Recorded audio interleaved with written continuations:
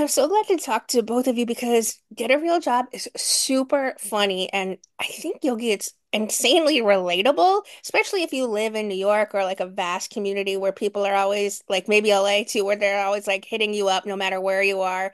Can you sign this? Can you sign this? Can you sign this?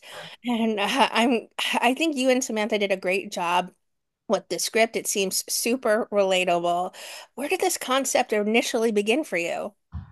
Well, Sam's partner originally worked this job fundraising in New York City, and at the end of the pilot, the footage is of his time in that job raising money.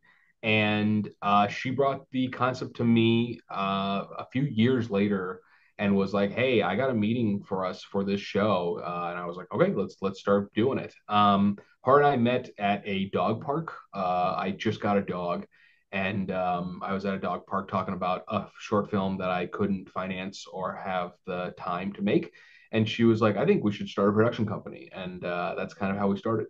That's really why people go to dog parks. Really, just the connection. Either that or dating.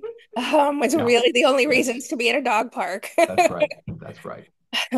Yogi, were you and Samantha always in mind to also star in this after writing it? And maybe even were you always in mind to direct it as well? You repeat on this. No, we weren't. The original script does not have us starring in this at all, actually. Our characters weren't even in it. And then at some point in spitballing and working on it, we were like, hey, this show should be our friendship in this thing.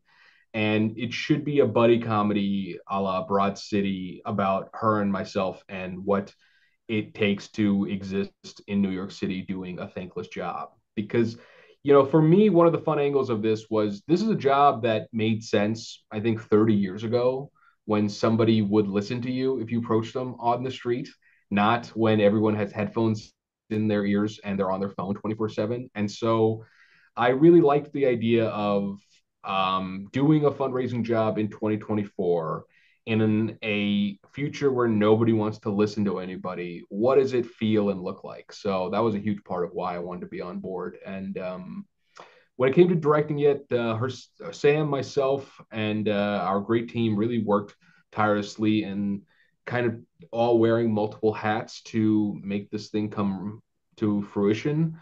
Um, and yeah, I mean, the team was really, really great at making sure everybody was comfortable and everyone was just really enthusiastic. The concept lends itself to be so fun and silly. For me, the show is kind of a mix between Reno 911 and Party Down, where it's just a workplace situation where everything sucks, nobody's happy, and misery is the Bless through you. line between the whole thing. You James, how? said Okay. you said it was a mix between Party Down and what? Reno 911, dude. No, no, no, funny. Yeah, I've written a few other episodes, and one of them is called 12 Angry Fundraisers. And it's just 12 angry men in the office with James's character doing like, okay, so what happened? Where were you? And then trying to figure out what happened during that day that to make it so that the cops won't show up. So, I mean, I love the concept, and it was really, really fun to work on it with Sam and Adomian. James, how was Lorenzo originally described to you? An aloof boss, like a boss who tries to pretend to be cool but isn't really cool. And then I saw the script and I was like, okay, I got this. This is going to be juicy.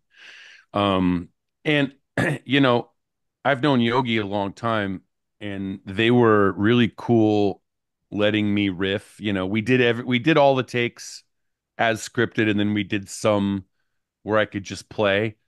And it's always important. Make sure that the director gets a version of how it's written, Or because I'm speaking to any of these hotshot improvisers out there. Your improvs might be too long or make the movie wrong, so you got to do it the way it's scripted. But then it's always nice if the director is like, okay, and now you do it a couple of your way. It's a fun feeling.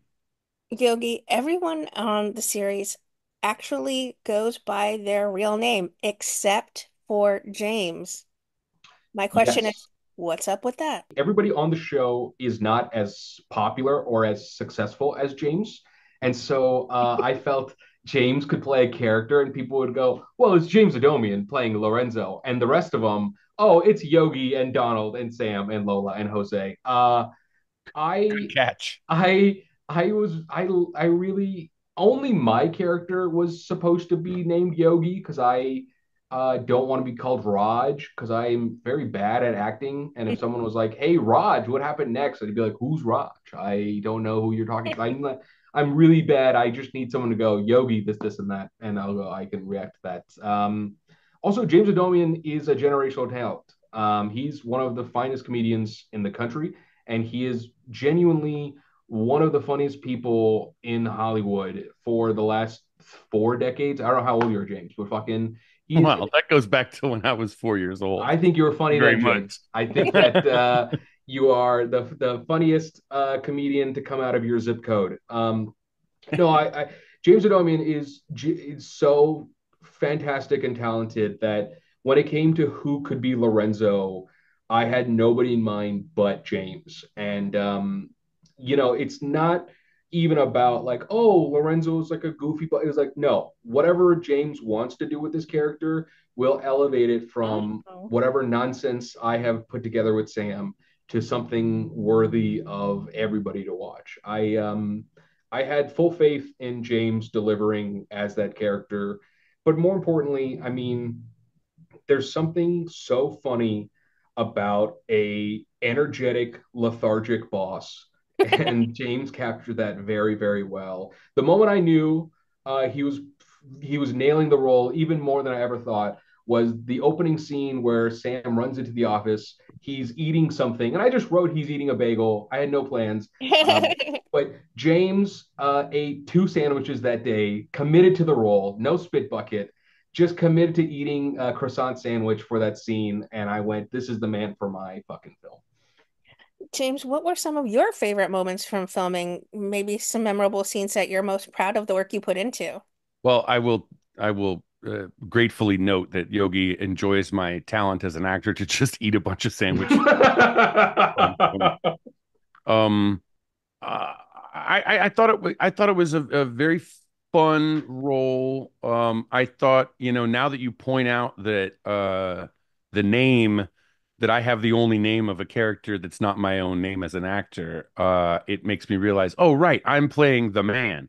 All the other characters you're supposed to kind of empathize with, but I'm playing like the older, like not bad guy, but definitely like an obstacle character.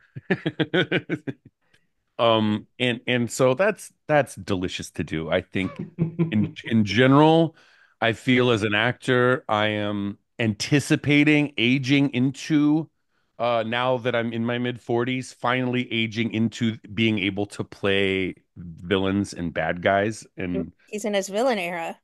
I I have not been so excited about anything in a very long time.